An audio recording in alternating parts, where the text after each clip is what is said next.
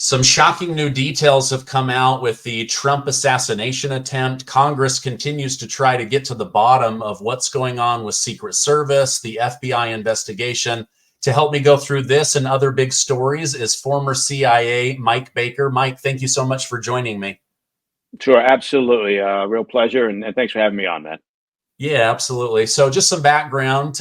Mike is former CIA. He's also the host of the podcast, The President's Daily Brief. He's had interviews with Joe Rogan go viral. He's also a regular guest contributor over on Fox News. Mike, I think it's no secret the American people are suspicious of the Trump assassination attempt. Then the FBI washes away the crime scene the next day. That night, they let all of the best witnesses go home. 10 days later, they secretly cremate Thomas Matthew Crook's body. They don't tell Congress. Congress is looking forward to reviewing the autopsy, seeing the body, seeing the photos. The FBI is now saying all of this is under lock and key. What do you make of all of this? It certainly leads to being even more suspicious to the American people. Yeah, I mean, the problem is, look, we live in bizarre times, right? And so, the immediate go-to for a lot of people is that they distrust the government and its institutions. So it's incumbent upon, whether it's the FBI or the Secret Service or any government organization, to understand that, right? To understand the mood, the current state of things here in America. And even if they're following protocol, right, post a situation or during the course of an investigation, they need to step back and go, and this is a soft science, admittedly, but they need to say, how does this look, right? How does this look to the current environment that we're living in? And try to do things so that it's as transparent as possible and doesn't fuel this partisanship on both sides. Look, I've heard all sorts of theories on both sides, from the left and the right, related to the Trump assassination attempt. But I think the FBI probably should have stopped for a moment, and said to themselves, what else can we be doing in terms of this investigation to ensure that we are, to the degree possible, because again, it's an investigation, right? And so, it's like with an intelligence operation. There are certain things, sources and methods that, for very good reason, you're not going to disclose. But you want to get up as close to that line as possible in today's world to ensure that people can go, okay, I get it. I understand now. I'm not going to disappear down this conspiratorial rabbit hole that I'm finding on social media in particular. Okay. Yeah. Interesting. Yeah.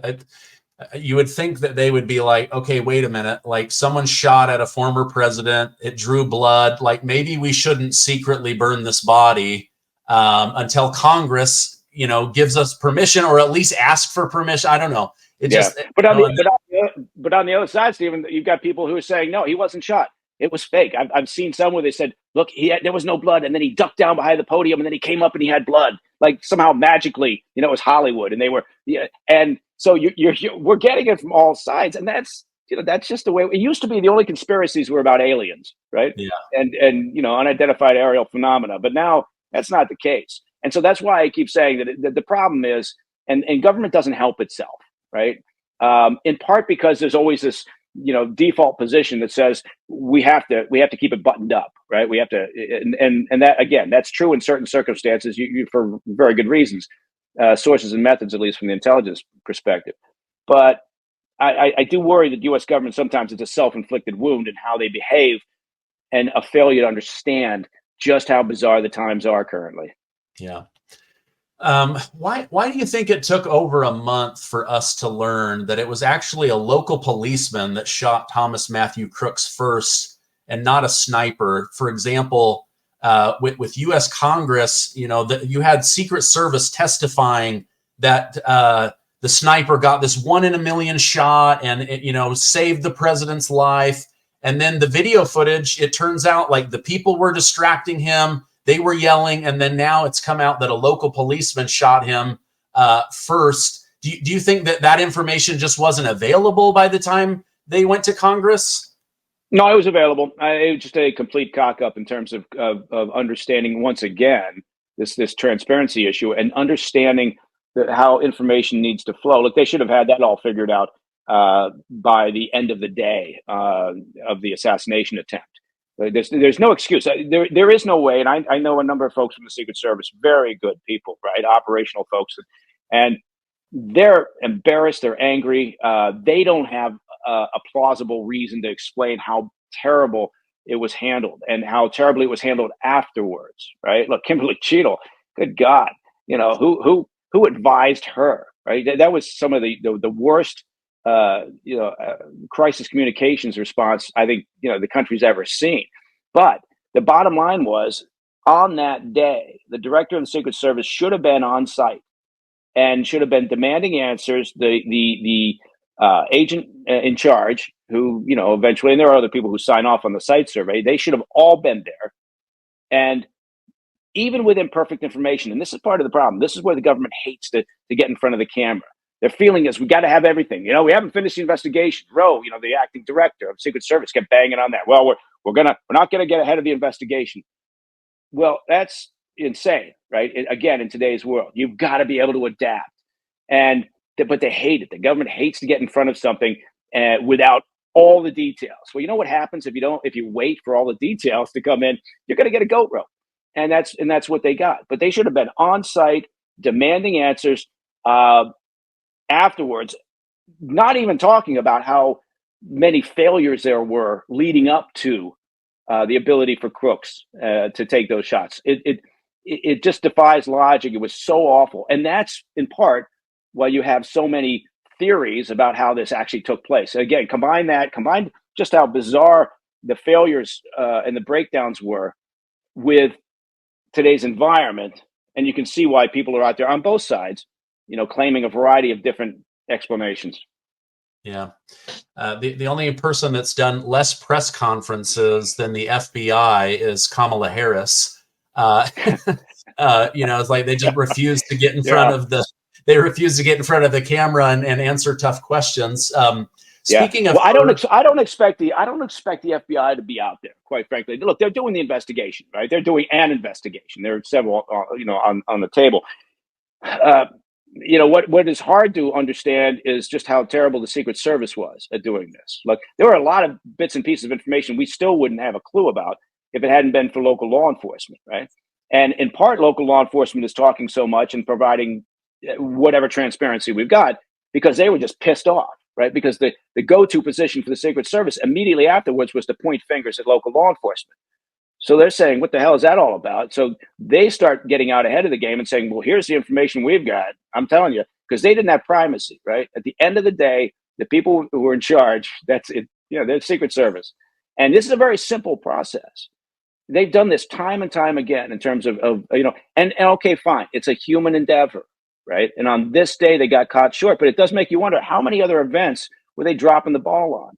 And the notion, I don't mean to despair on this rabbit hole, but the notion that you can't combine the freaks, that you can't have the various elements in an event like this talking together, on one frequency, is absurd, right? That actually happens. It happens in a variety of sophisticated settings where you're able to use, the technology that's been developed to combine those freaks, get people talking on one channel, because there's an understanding that if you don't, you've got a time lag in a when the situation heads south, you don't have the luxury of seconds even, right, to communicate critical information from one element to another. So that was nonsense as well. There are a lot of problems with their testimony, and I don't know, maybe I'm just being cynical, but I know they've suspended a handful of people, but I think what we need to do is do a hot wash and say, how long have these protocols been in place that you just got lucky, and on this one day you didn't get lucky, and something happened, and now it's exposed some real problems here. Yeah, that's a great idea. Hopefully they will do something like that. Another one that was really weird was Kimberly Cheadle saying, "Well, we didn't have someone on the roof because it was too steep." Meanwhile, within minutes of him being dead, there's half a dozen people on that roof. The next day. The next day, the FBI's up there with a hose, hosing away the blood DNA, and like, just, it's crazy. Your thoughts? You've been all around the world. You do security stuff now. Any concerns, just as a U.S. citizen, about how the Democrat National Convention has installed Kamala Harris and not gone through the proper Democrat process with primaries and getting votes and listening to their voters? If you're a homeowner like me, when's the last time you checked the title of your home? That's the legal document that proves you own it. If the answer is never, you need to know about this fast-growing scam the FBI calls house stealing. Now, I was recently given a demonstration on how easy this scam is, and I have to tell you, it shocked me. This document is called a quitclaim deed. You fill it out. It shows I sold my house to a fake person that doesn't exist, my address, my name, even a fake version of my signature. This document gets stamped with a fake notary seal that you buy online, pay a small fee, and file with your county official, and it's done. That's all it takes for my home to be transferred out of my name without my knowledge. But here's the thing. The scammers, they don't want your house. They want your equity. They now take out loans using your home's collateral and then disappear, leaving you with the financial and legal nightmare. But you can protect yourself from this despicable crime right now with triple lock protection from HomeTitleLock.com. The first step is to check your home's title to see if it's still in your name. You can find out now at HomeTitleLock.com. Enter your address and you'll receive a complete title scan to see if you're already a victim. Make sure to use my promo code Gardner, and this scan and a free 30-day trial of their triple lock title protection are free. The link is down below, HomeTitleLock.com, promo code Gardner. Do it today, HomeTitleLock.com. Mm-hmm. Yeah, I think it's interesting, right? Because when you say that, right, then someone from the DNC or a supporter of Harris will push back, and their typical pushback is, well, we voted for her as VP previously, knowing she may have to step into this role, and so therefore she is. They really don't care. The amazing thing about the Democrats, I think anyway, is that they do what they're told. Right? They're given a message and they stick to that damn message. Right? Republicans tend to wander around and, some are saying, well, we have to stand on this principle. We have to stand on this principle. Meanwhile, there's, self-inflicted wounds and they don't win. The Democrats want to win. Right? And so they all get in line. They get the memo and they go, okay, this is what we're supposed to do. Now we're going to do it. Right? And whether you're talking about, their foot soldiers, or you're talking about DNC leadership, talking about strategists, you're talking about the compliant media that, supports the Democrat agenda. It is pretty amazing that's the case. But look, a month and a half ago or whatever, 2 months ago, none of the Democrats that now believe she's Beyonce and Joan of Arc all rolled up in one, none of them thought she was the best candidate. It's just the truth. They didn't believe she was the most competent, qualified candidate that they had within their team. And they figured this out, and now they're all on board. So I think the Republicans are facing a real problem here. And look, if people believe that Kamala Harris is qualified and competent enough to be commander in chief, leader of the free world, then God bless you. Go ahead and vote your conscience. But I'm here, and people will push back, and they'll say, "Well, but look, she's so experienced. She was a attorney general, and she was senator and vice president, and." I guess my point is that doesn't mean anything. I've seen a lot of people fail upwards, a lot of morons up there who have a lot of experience who just keep failing upwards. And I would argue that is the case here. I just, every time I watch her, I'm reminded of that character, Chance the Gardener from the Peter Sellers movie Being There. And, if people haven't seen that, I suggest you watch it, in anticipation of Harris possibly winning in November. Okay, interesting. Yeah, they like to twist her words, like she could come out and be like, "Oh, I oversaw the largest expansion of government. I oversaw the largest expansion of the money supply. I oversaw the largest jump in price increases in the shortest period of time." Oh, you mean inflation? Inflation, yeah, exactly. My life, like they will find a way to twist it to make her look good. But at the end of the day, hopefully common sense will win out on this one. I don't know. If God bless you for being hold on, let me just turn that off. I give you a lot of credit if you can hold on to that optimistic thought. That common sense will, win the day. I don't know if that's the case. Yeah. You have a podcast, the President's Daily Brief. Speaking of the presidential briefing, my understanding is that Kamala Harris is just now being brought up to date on the Russia-Ukraine war, what it means to interact with Vladimir Putin, the Iran-Israel-Palestine situation. Do you know, is it normal for a vice president to be kept in the dark? Aren't they like aren't they the understudy that needs to be able to go on stage at any given moment? Yeah, well, I mean, look, if you listened to President Biden, over quite some time, Kamala Harris was always the last person in the room, in the briefing room, and there to help me make decisions and yada yada yada yada. Look, to be fair, every administration kind of sets a role for the VP, right? Some have more access than others, right? Some get put on pet projects. Some, are sitting in briefings. Some do have not equal, but a lot of the same access to intel briefings, and so they understand, because you're right. The idea being, there's no lead-in time, right? If something happens, God forbid, then you got to step in. So, but the reality is that can change from individual to individual, right?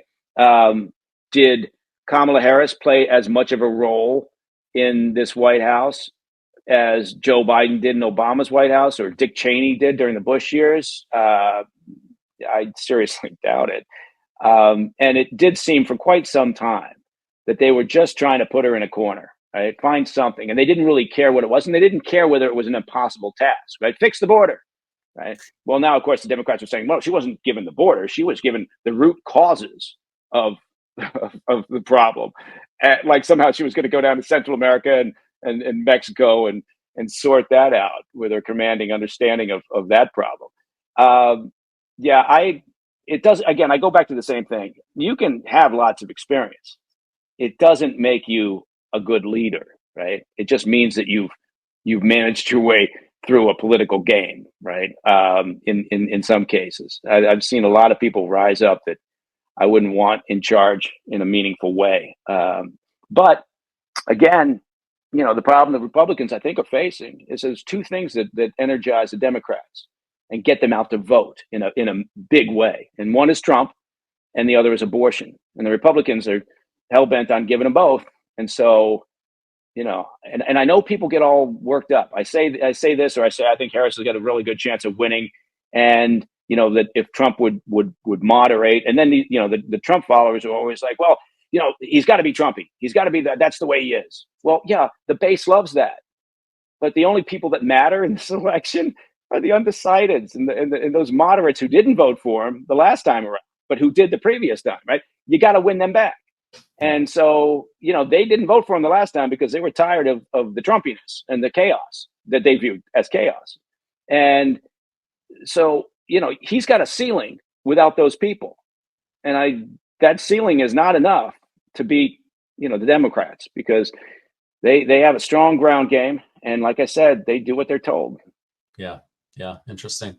Yeah. Just going back to the presidential briefing again, to me, it seems so weird that Barack Obama is still receiving a presidential briefing, but Kamala Harris doesn't know what's happening in the world. Donald Trump is still receiving a briefing, but the vice president doesn't know what's happening in the world. It's not like they're going to say, Barack, we need you to step back in. Donnie, we need you to come back to the White House. Biden can't do it today. That's not going to happen. But they could say, this dude had a stroke in Vegas, or his COVID is so bad, or he's and she's just not ready. And so I don't know. It seems like an interesting protocol. Well, here's what you would like to have thought, right? And I'm going to get distracted here for a moment, only because this is the part that really puzzles me, is that the American people, I get with the Democrats, they're never going to care about this. But in general, people don't seem to really care that Kamala Harris, Anita Dunn, Klain, the circle of advisors that saw Biden daily, right, and had all this interaction because they told us they were having lots of interaction with him, and he's sharp as a tack, et cetera.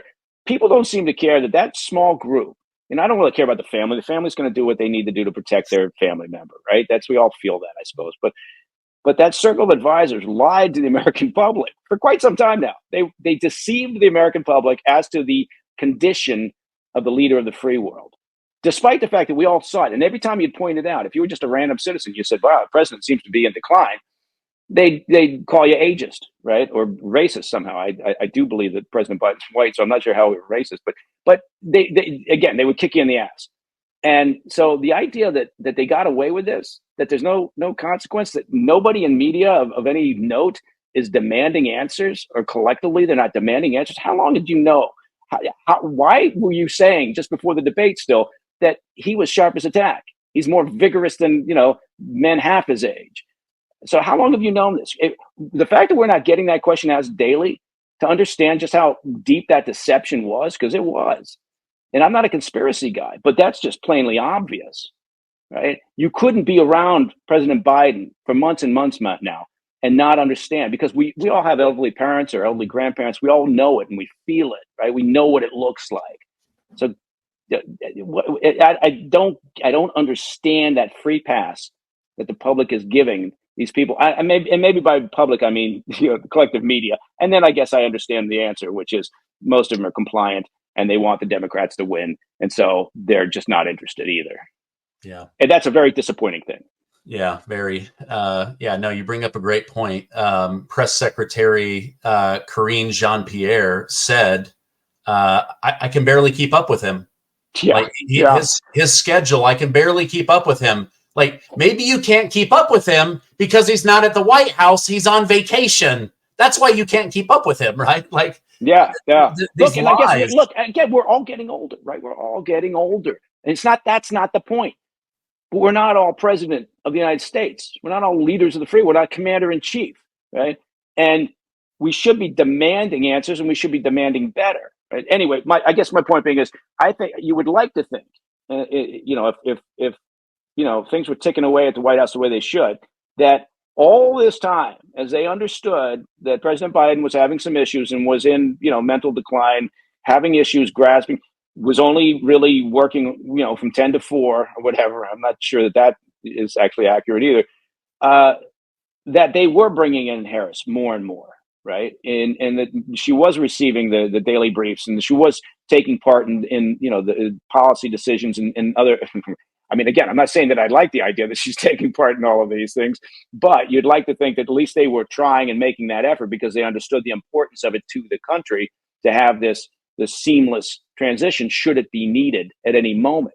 So does that make her competent? Look, you could sit in a room and hear all sorts of things and walk out and not retain any of it, or not have the ability to then put, actions behind that knowledge. I don't want to keep banging away at this, but we are 330 million plus people in this country, and this is what we've got as choices, right? I mean, on both sides, really. There's a lot of people that and look, I like Republican policies. I like small government. Again, okay, to be fair, Republicans haven't been about small government either, really, or fiscal responsibility. So that's a tough one.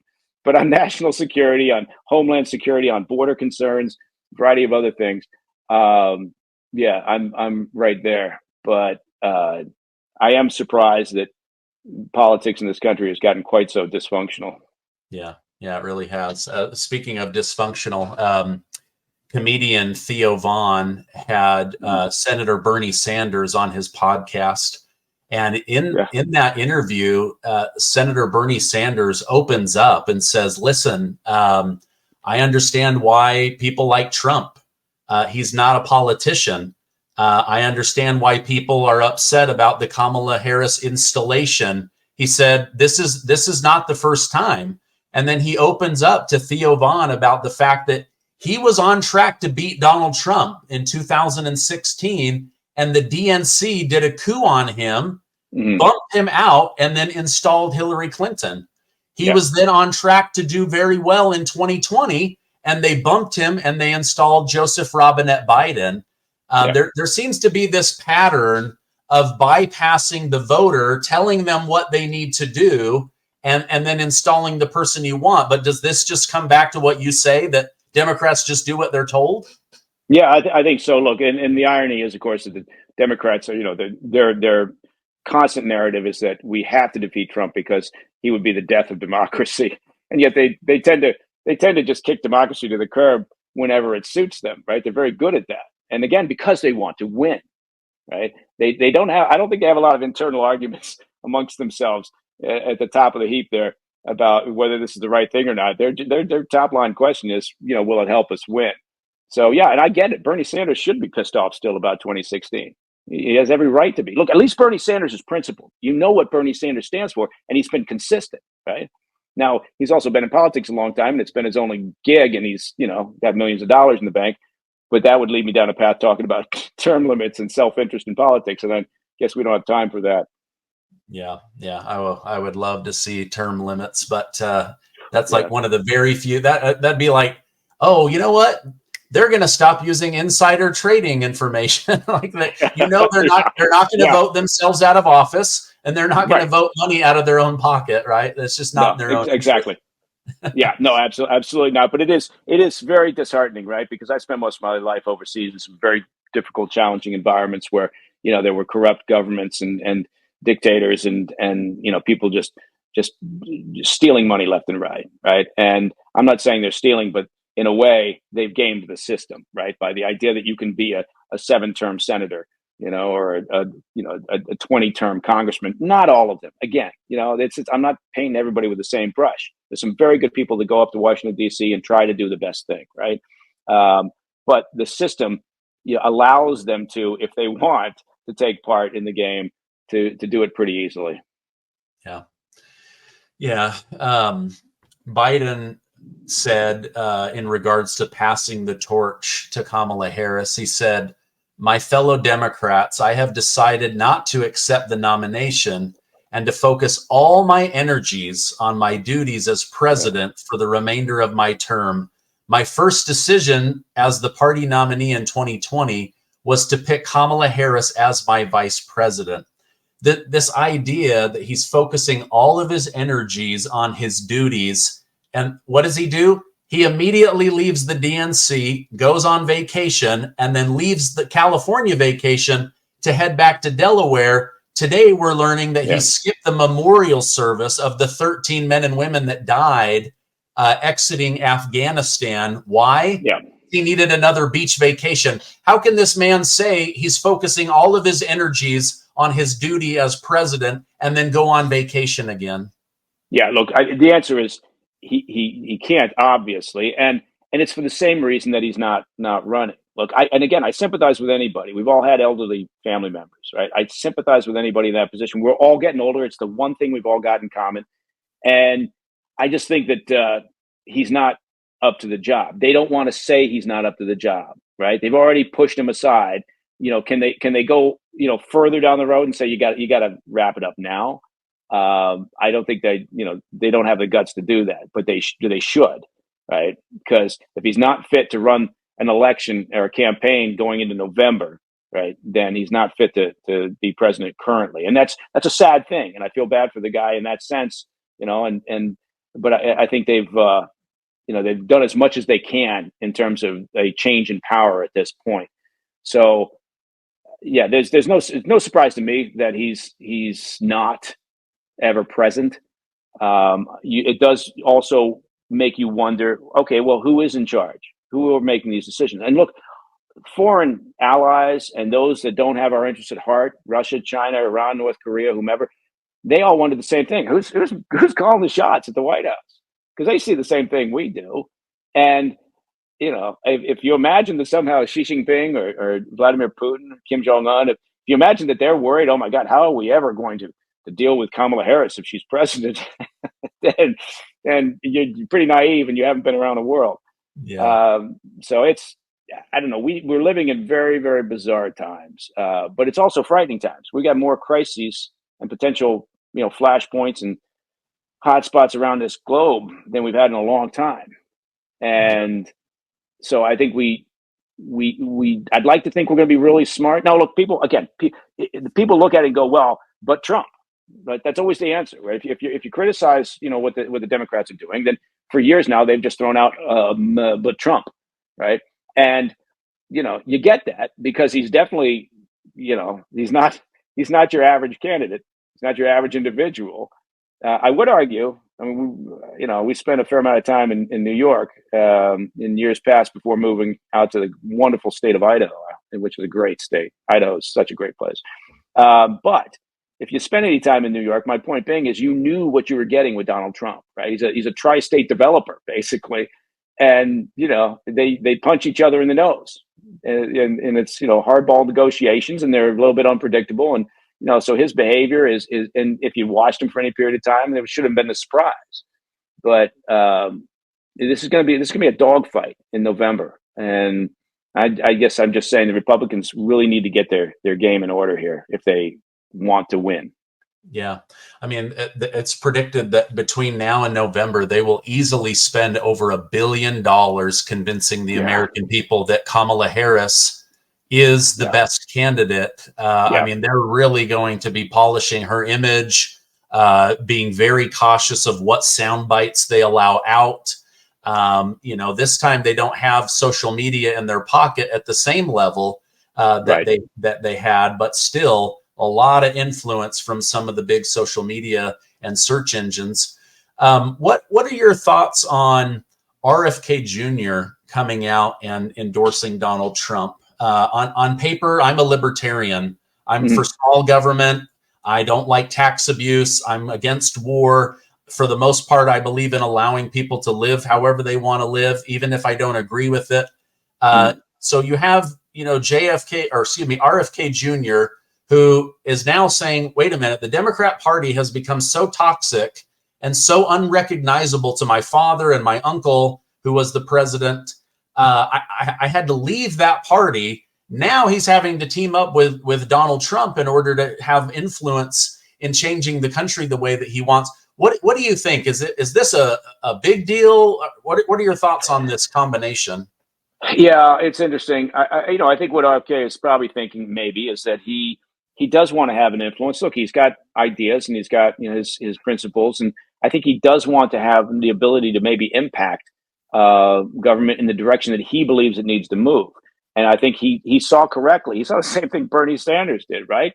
Not quite in the same fashion, but they locked him out, right? They spent a great deal of time and litigation making sure he couldn't get on the state rolls. And so I don't blame him for being pissed off. I don't think he went over and said, I'm going to endorse Trump because he was pissed off. I really do believe he thought to himself, where can I have an impact? Where can I make a change?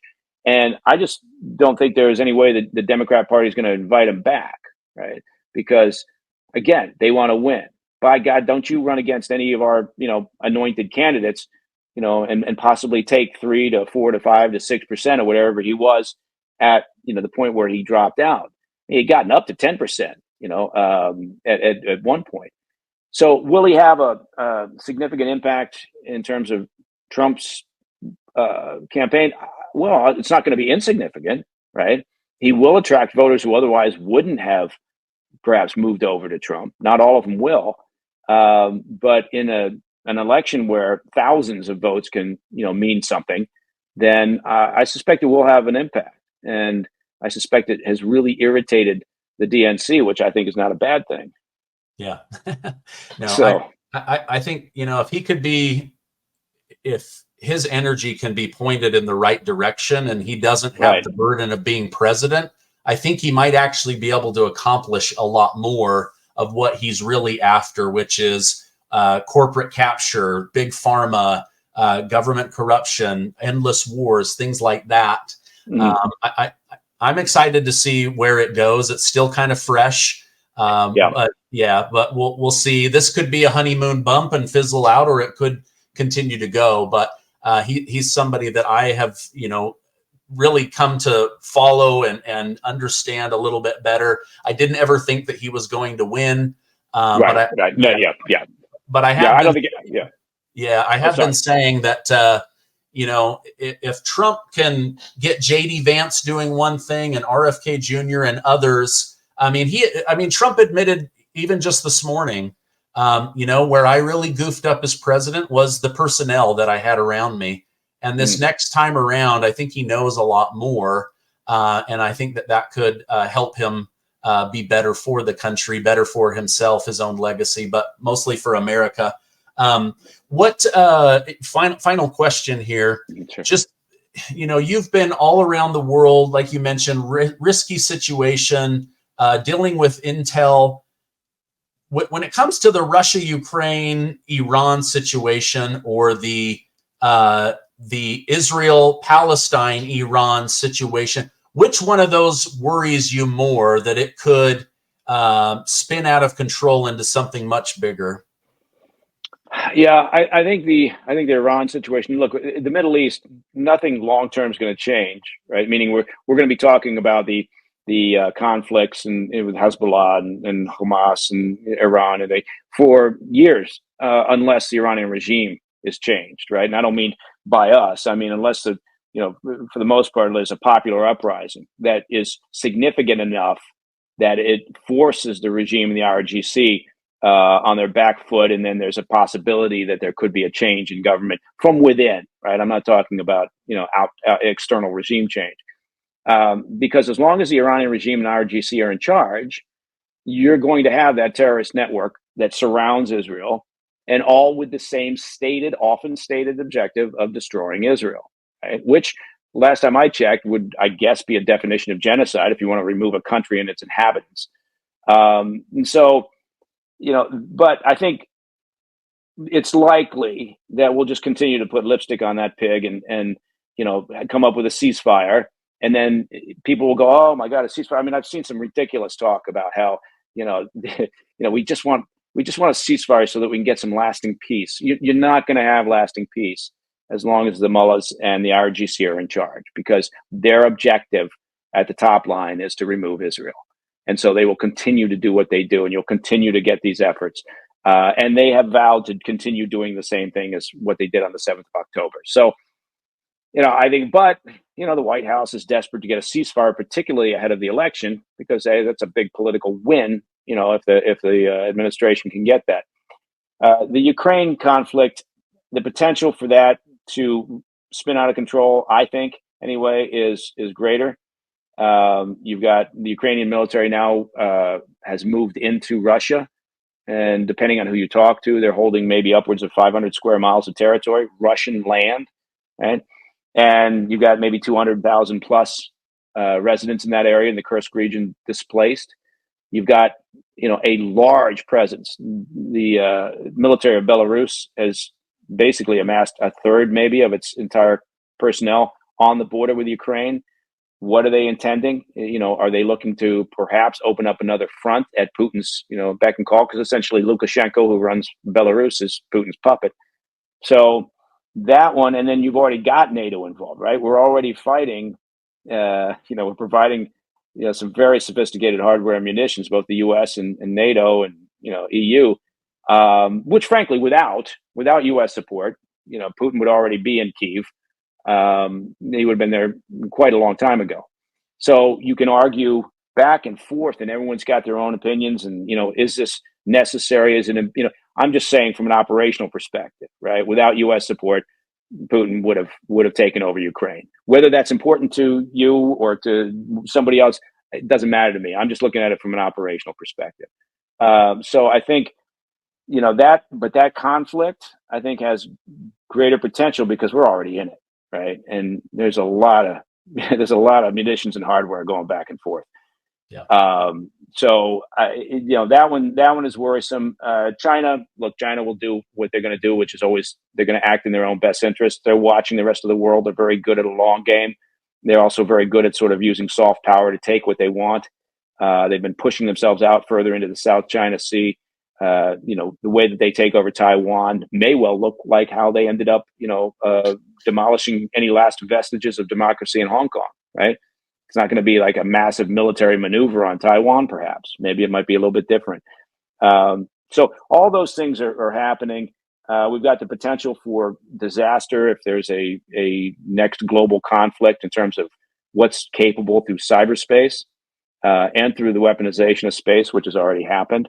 So the next global conflict, we'll feel it here in the homeland immediately, because our primary challengers, if you want to call them that, out there have spent years now mapping out our critical infrastructure, so that they've all got playbooks, as do we for them, as to how to take the pain straight to the home front and demoralize the population and try to end the conflict quicker than what you would normally get through a routine or traditional battlefield setting. So there's a lot of problems out there right now, and I don't mean to bum everybody out, but anyway. Yeah, no, it is what it is, and all we can do is hope that things improve. Well, Mike, I want to thank you. I gotta say, I love your optimism, man. I do love that, because you always gotta. I wish I could be like that. I wish I could say, well, but common sense will prevail, or hopefully it'll be better. And I think it will. Yeah, we tend to be, as a country, a resilient nation. So I think you're right. I think it is good, just in general terms, to be more positive. Yeah, well, I mean, I think some of that comes from the fact that, today, 75% of the population believes that illegal immigrants are going to affect the election by voting illegally. I tend to agree with that. Over 70% of the country thinks we're heading in the wrong direction. So I know it's hard to move a big ship with 300 million people, but with large percentages, it just tells me, okay, my thinking isn't crazy, but how we actually come together and improve things, that's where, we unfortunately, we rely on the government. And that's the part that makes me nervous, is I'm not very trusting of the government. So, but I try to stay optimistic. I think my concern is that typically what brings us all together as a nation is a massive crisis, right? Whether it's the pandemic, which of course, we didn't stay together for a long period of time there, or a 9/11, whatever it is, typically, or a world war. That's what then typically focuses the interest and energy of the population in the country to act together. And so, on the one hand, hey, it's great when we work together. On the other hand, you don't want that crisis. So, anyway, for what that's worth, but no, this has been really good. I really appreciate the time and the opportunity, man. Yeah, no, thank you. Thank you for coming on. I appreciate you doing that. If people want to follow you online, what is the best place for me to send them? Well, I do a weekly TikTok dance, which is a lot of fun. No, they're on X, I guess formerly known as Twitter. I'm on there as at MB Company Man.